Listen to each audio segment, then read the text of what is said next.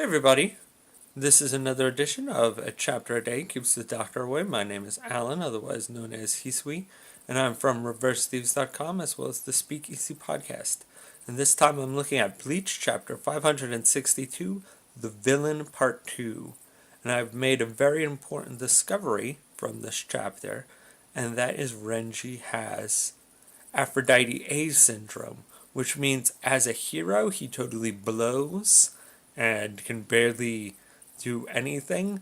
But man, when you make him a villain, he becomes super effective. So, as long as Renji uses cowardly techniques and goes up against good guys, he is really effective. Well, obviously, you know, machismo man over here is actually a villain and is just using the tropes of a hero for his fight. But still, I am amused that Renji essentially is Aphrodite A. I think that's pretty fitting for his character, sadly enough. But yes, so Rukia's like, I'll help out in this fight.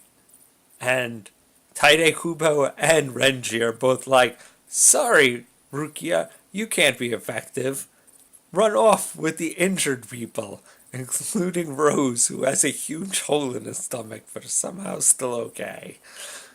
But as we'll see, you have to be utterly disintegrated, apparently, in these chapters to be dead. So, since Rose just has, a hole the size of, my head in his stomach, he's okay. Just put a band-aid on that. But so, Rukia takes off the two injured Vizards, possibly then to take them to suicide counseling so they don't kill themselves after, being defeated by an enemy that is defeated by Renji. But maybe somebody will explain to them, look man, Renji's only effective when he's a villain.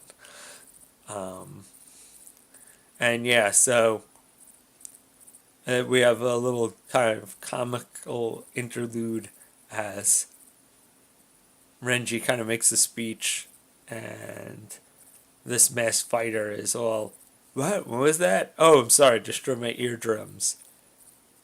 Little sidekick guy, come out and,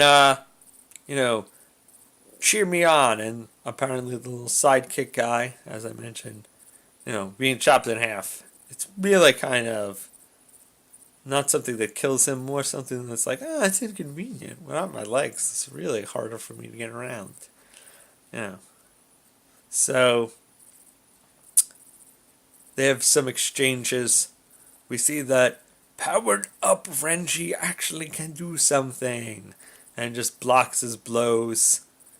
And the guy's like, oh, you think you've defeated that technique, but that only gets me angrier and more on the side of justice and gives me new fighting techniques. And then, once again, Renji just casually blocks them. And he's like, by the way, while you were sending down a fist of fury, I killed your little helper. And so, yeah, the little helper explodes and he's like, all cowardly techniques. And Renji's like, yes, that's how all villains win. And I'm like, man. I guess this is really what Renji needed to win a fight. Oh, man. So, generally, it looks like, unless this guy whips out some mega awesome technique, Renji's probably going to win in the next chapter. If not, it's going to be a little back and forth. But Renji seems to have this fight in the bag. First time ever in Bleach.